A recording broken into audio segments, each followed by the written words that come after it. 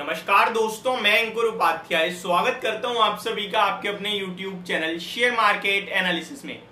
बाजार में ये जो करेक्शन आई है बीते 3-4 ट्रेडिंग सेशन में, इनफैक्ट इसका एक आप लोगों को वो कहते हैं ना कि इंडिकेशन वो लास्ट वीक ट्यूसडे को मिला था।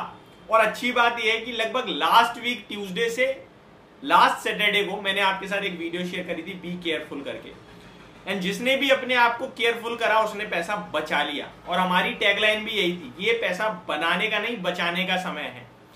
अभी एग्जैक्टली वो चीज सही बैठती हुई दिख रही है, लेकिन यहां से अब आगे की रणनीति क्या है उसमें मुझे लगता है बाइंग शुरू करनी है। इतना बड़ा कुछ नेगेटिव है नहीं जितना बड़ा बाजार ने दे दिया। अब ऊपर से निफ्टी देखोगे तो लगभग 600 पॉइंट करेक्ट हो गई है, 19,674 पे आ गया है निफ्टी आपके लिए, 20,220 का हाई है, तो ऑलमोस्ट 650 पॉइंट्स की करेक्शन आ गई है। तो ठीक है, अब कोई दिक्कत नहीं है। सॉरी 550 पॉइंट्स की, सॉरी 550 पॉइंट्स की करेक्शन हो गई है। मेरे को लगता है 2-2.5% ठीक है, हो गया प्रॉफिट बुकिंग, दैट्स इट। अब यहां से निवेशकों को करनी चाहिए खरीदारी, बाय ऑन डिप्स। इसके पीछे 2-3 बड़े कारण है। पहला, ऐसा कोई टिकाऊ नेगेटिव पॉइंट नहीं है मेरे पास। ये जो फेड कर रहा है ये नेगेटिव जरूर है, बट ये अमेरिका के लिए ज्यादा नेगेटिव है। हमारे लिए अगर आप देखो तो अमेरिका की वजह से हम लोग नेगेटिव भले ही हैं, बट पर्टिकुलरली हमारे लिए कुछ नेगेटिव नहीं है। उनकी बात की जाए तो उनके चलते हम लोग इंटरेस्ट रेट कट नहीं कर पाएंगे, बस ये एक नेगेटिव है हमारे लिए, क्योंकि जब तक वो लोग कट नहीं करेंगे हम भी नहीं कर सकते। बस ये एक नेगेटिव है, अदरवाइज सब कुछ ऑल ओके है, ऑल गुड है। भारतीय इकोनॉमी के हिसाब से देख लो, ग्रोथ के हिसाब से देख लो, या फिर कंपनियों की ग्रोथ देख लो, सब सही है। इनफैक्ट कंपनियों की ग्रोथ तो अमेरिका में भी बहुत अच्छी आ रही है, डाटा देखो, रिजल्ट्स देखो, तो कोई दिक्कत है नहीं। और यूएस मार्केट फ्लैट दिख रहे हैं, लेकिन वहां पे बाकी के इंडाइसेस में अभी तेजी आ रही है। इसके ऊपर एक पर्टिकुलर वीडियो आएगी आपके लिए, नेक्स्ट वीडियो जो होगी लास्ट वीडियो दिन की। बट यहां मैं आप सभी के साथ कुछ ऐसे स्टॉक शेयर करना चाह रहा हूं जो इस गिरावट में अपॉर्चुनिटी क्रिएट कर रहे हैं खरीदारी करने की। एक और चीज बोलना चाहूंगा, जो लोग यहाँ पैसा लगा रहे हैं वो 2-3 चीजें अपने आप को समझा लें। मेरे से वीडियो देखने की जरूरत नहीं है, किसी से पूछने की जरूरत नहीं है। अगर किसी से पूछोगे यार 10 मुंह 10 बातें, और आपका पैसा नहीं बनेगा। किसी का पैसा नहीं बनता किसी के एडवाइस से। मैं आपके साथ जो शेयर कर रहा हूं उन्हें खुद देख लो, आप पढ़ लो। मैं तो ये कह रहा हूं कि जरूरत ही नहीं पड़ेगी, क्योंकि आपको जब मैं बोलूंगा ना, खुद पता है उन कंपनियों के बारे में। ट्रस्ट मी, आपको शेयर मार्केट की जरूरत ही नहीं है, आपको पता है उन कंपनियों के बारे में। तो उनमें निवेश करने के लिए बोल रहा हूं, बाय ऑन डिप्स के लिए बोल रहा हूं। और यहां से बस इतना बोल देना कि मिनिमम 15 महीने में स्टॉक का प्राइस चेक नहीं करूंगा तो सिर्फ ऊपर का प्राइस चेक, नीचे का नहीं करूंगा।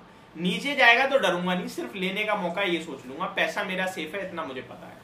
15 महीने, ट्रस्ट मी, 15% आपका पैसा बनना ही बनना है। ये मिनिमम कॉस्ट दी है मैंने। एक साल में बैंक एफडी पे आपको 7% दे रही है ज्यादा से ज्यादा। मैं आपको 1-1.25 साल की बात करें तो लगभग 15% तो मिनिमम कह रहा हूं, और मैक्सिमम 50% तक, 50% तक पैसा बन सकता है। 50 तो खैर नहीं, पर हाँ 30% तक तो बन सकता है। अब शुरू करता हूं स्टॉक्स के नाम के साथ। ये सारी चीजें इसलिए बताई ताकि आपको एक रिस्क मैनेजमेंट, डिसिप्लिन और किस तरीके से करनी है वो समझ में आ जाए।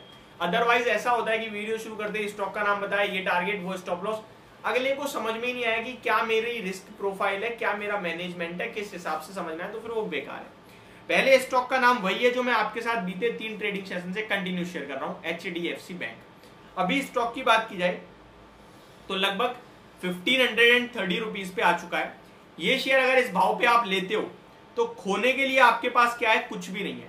यहां से जो टेक्निकल बेसिस पे ब्रेकडाउन हो रहा है वो 1480 तक लेके जा सकता है, इससे ज्यादा मुझे कुछ नहीं दिख रहा। लेकिन 1480 और 1530 में 50 रुपए का फर्क है। 15 महीने के लिए निवेश कर रहे हो तो 50 रुपए आपके लिए मतलब नहीं करने चाहिए। कम से कम 1850 रुपए का टारगेट होगा, जो कि 20% हो गया। और 2000 रुपए भी अगर ये हो जाए तो कोई बड़ी बात नहीं है। वैसे मेरा 2000 रुपए का लक्ष्य है इस स्टॉक पे पोजिशनली 1.5 से 2 साल का, तो उसके लिए भी आप चाहो तो होल्ड कर सकते हो। क्वालिटी वाइज HDFC बैंक के बारे में ज्यादा कुछ बताने की जरूरत नहीं है, आपको अच्छे से पता होगा।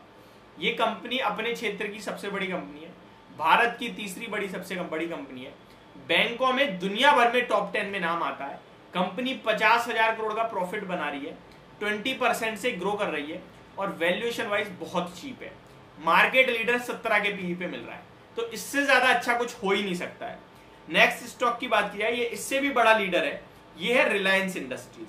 ये भारत की सबसे बड़ी कंपनी है। आप जो भी दिन में खर्चा करते हो उसमें कहीं ना कहीं आप मोटा भाई की जेब में पैसा डाल ही रहे हो। नोटिस करना, भारत की इकोनॉमी में 6% का जो योगदान है ना वो ये कंपनी देती है, रिलायंस इंडस्ट्रीज। अभी 2354 पे मिल रहा है, स्टॉक टूट गया है, टेक्निकली और नीचे आ सकता है। टेक्निकल टर्म्स पे स्टॉक देखा जाए तो पहला लेवल यही है 2340 का जो सपोर्ट है, उसके बाद सीधे 2240 दिखता है, 100 रुपए और 2240 तक लेना है। ऊपर में पहला लक्ष्य 2750 का होगा, यानी कि 400 रुपए ऊपर। दूसरा टारगेट 3000 का होगा, जो कि सारी ब्रोकरेज हाउसेस भी आप सभी के साथ कह रही हैं कि वहां तक ये शेयर पहुंचना चाहिए। तीसरे स्टॉक की बात करूं तो यहां पे आपके लिए मल्टीपल स्टॉक्स हैं। मल्टीपल स्टॉक्स में आप चाहो तो टाटा पावर यूज कर सकते हो ईवी में, या फिर टाटा मोटर्स कर सकते हो, बट क्योंकि चले हुए तो थोड़ा ध्यान दीजिएगा। वहीं अगर बात की जाए और किसी क्षेत्र से और किसी स्टॉक की, तो अदानी ग्रुप से अदानी एंटरप्राइजेस पे ध्यान दे सकते हो आप, क्योंकि वो स्टॉक भी मुझे लगता है कि इस भाव से ऊपर जाएगा। 2400 2450 पे कम से कम 2750 और 3000 रुपए के लक्ष्य बन सकते हैं उस स्टॉक में। अगले स्टॉक की बात करूं तो डीवीज लैब फार्मा में ये शेयर 3700-3600 रुपए पे 4500 रुपए का कैंडिडेट है, ये भी ऊपर जाएगा। अगले स्टॉक की बात करूं तो आपको यहाँ पे एक और स्टॉक जो मैं थोड़ा रिस्की जरूर है बट देना चाहूंगा, IRCTC। ये चल नहीं रहा है, काफी समय हो गया, पूरा रेलवे भाग चुका है, बट इस स्टॉक ने कोई परफॉर्मेंस नहीं दी है। यहाँ पे आपके लिए एक SLB शेयर करूंगा, 663 पे है, आप 620 रुपए तक तो खरीदोगे और स्टॉप लॉस आपका बनेगा 570 रुपए का। और ये स्टॉक ऊपर में चलना शुरू होता है तो आपके लिए 800 850 रुपए तक आ सकता है। तो ये कुछ स्टॉक्स हैं जो अपनी पोर्टफोलियो इस समय आप बनाना चाहते हैं तो आप कंसीडर कर सकते हैं। Thank you so much for watching this video, have a great day guys.